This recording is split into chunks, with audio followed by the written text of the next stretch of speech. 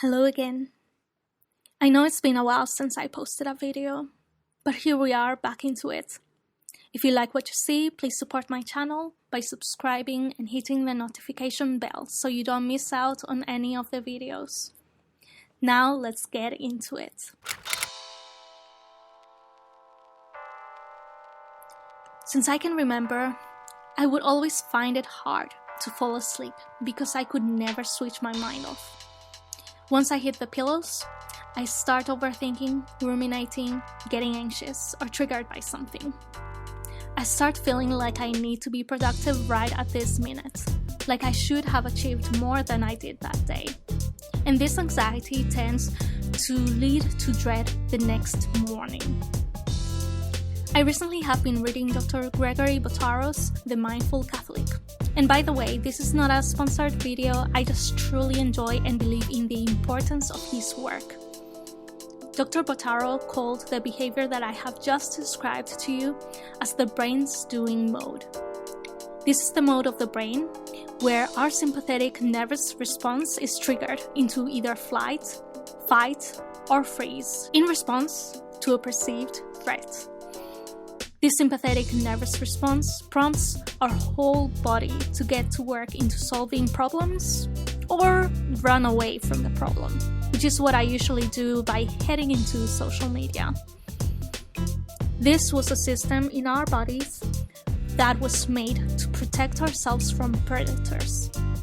But now in our modern world, our bodies get triggered by the smallest of things, like deadlines or small discomforts. But Dr. Botaro also mentions that there is another mode in our brain called the being mode. This is the mode in which we are just aware of our present moment without judging it as good or bad. We just be. In a world where productivity and achievement is so glorified, we have gotten used to believing that we have to move from point A to point B, and our brains get prompted into doing mode so easily. But when we allow our brains to be in the state of being, we realize that point A isn't so bad after all. There is no need to figure out point B. And it is in being mode, it is in grounding ourselves in right here, right now, that we can be in a state of rest to better restore ourselves for the next day's tasks. As Saint Mother Teresa of Calcutta would say, yesterday is gone, tomorrow has not yet come. We only have today. Let us begin. So without further ado, let me show you my mindful night routine for 2020 to help me fall into restful sleep. A night routine is a really good way to switch yourself off from doing mode and stimulate your brain's being mode. I usually start this off at 6 p.m. by rewarding myself for getting through the day with an episode of a current TV show I am watching on Netflix. Unfortunately, today I had a huge amount of work, so I had to leave Netflix for a bit later. After I have dinner and some time with family, I brush my teeth and wash my face. I use Garnier's Micellar Cleansing Gel Wash, which is gentle on eyes and lips. Usually I take a shower at night, but since it's been freezing cold here in Australia, I have switched my schedule to shower in the morning instead, so I don't get a cold. Just letting you know, I have switched my night routine around a few times to meet my personal needs and the change of seasons. So don't feel like you have to find the one routine that you will stick to forever. Anyway, after washing up and feeling refreshed, I fix up my room to make it look like a bedroom. I have a sofa bed, since my study desk is in my room and I need to make my environment look different to better switch from work mode to rest mode. Of course, not everyone has the luxury to have a sofa bed like I do, so we all have to think of different creative ways to make our bedroom feel like our safe haven after a day's work. And now, let's Netflix. I have been binging on Jane the Virgin. It reminds me of my childhood in Spain, and it tugs at my heart when I hear Abuela speak Spanish. Hey, what have you been watching on Netflix? Let me know in the comments section in this video. In the meantime, I start filling out my bullet journal to check my mood, my habit tracker, and schedule my next day. I have been doing Bujo since last year and it's been helping me so much. Shout out to all Bujo lovers out there. This is a habit that is really good to get all the tasks that are stuck in my mind on paper. And scheduling them into my day for tomorrow really helps to let go of what was not done today or what I feel needs to be done.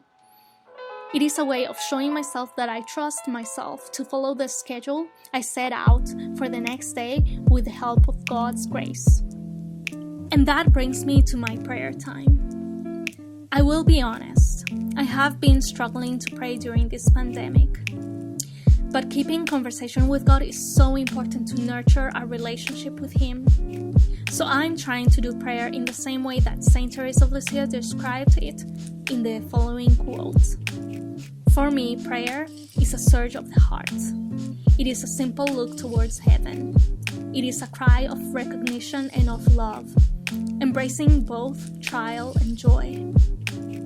This time of prayer is my time to thank God for all the things that He has helped me achieve today and for the little blessings He has sent my way. It is also the time where I pour my heart out to Him, letting Him know of any worries, doubts, or insecurities I have in my mind, and just laying them down in His loving hands. It is so important to remember that God is not a God to be feared, but a Father who can be trusted. After that time with God, I usually do some reading until I feel a bit more sleepy. As I mentioned, I have been reading Dr. Botaro's The Mindful Catholic, but other books that usually help me to feel more at peace before sleep are other spiritual books by Father Jacques Philippe or Dr. Brené Brown's The Gifts of Imperfection. Now, I'm going to tell you my secret to falling asleep peacefully. Guided mindfulness, which I follow with the Calm.com app. Again, I am not sponsored to tell you about this. I just love using the free content they provide, and I am hoping to get a subscription once I have a stable income. I do 2 different sessions of guided mindfulness, which usually focuses on breathing. And after, I end the night with a mindfulness-inspired sleep story. It really works to bring my body back into here and now, to remind my mind that whatever I am worried about is not happening to me right now, but they are all just thought bubbles that pass by and they won't hurt me. Mindfulness is what really drives me towards better sleep, because when my body feels safe and my mind feels safe, then I can truly allow myself to trust. Trust that today I have done what I can within my limits. Trust that whatever I wasn't able to do will get done in the next few days in God's perfect timing. Trust that today was good enough and that God will take care of everything else. I feel super ready to close my eyes and doze off to sleep. It takes a while to figure out what works best for your personal night routine, but I guarantee you, it is so worth going through the process of finding what helps you to find rest. Hopefully this video gives you some ideas to help you find ways to get to sleep better. If you enjoyed this video, click the thumbs up and support me by following me on Instagram and subscribing on YouTube. Have a good night, and I will see you next time.